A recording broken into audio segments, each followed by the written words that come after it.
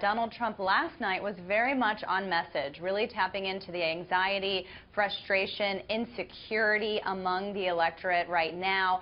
He's hoping that not only shores up his base, but really, animates them in terms of coming out to the polls. It's unclear, however, whether that has some crossover appeal at this point. I do expect the polls to tighten because of that, however, and because of everything that's going on right now. But then you go to this speech this morning where he is relitigating the primary is really quite striking, getting off the messages and themes he was stressing last night and opening up some potentially new controversies. Yeah, he seemed to be sort of relitigating is a good description of it, Matthew. He seemed to be reminding everybody of, hey, I started out, low in the polls and nobody gave me a chance, but here I am, look, I'm the winner, and Ted Cruz, I don't need your endorsement or want your endorsement.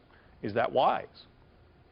Well, it's Trump, and I think that the same can be said for last night's speech as well. Donald Trump isn't going to pivot to the general election. He threw out the campaign playbook that both parties have kind of adhered to for decades, and he's sticking with that approach. And so last night you kind of saw the more on message, as Caitlin said, or more negative version of Trump. There were very few jokes, very few ad-libs.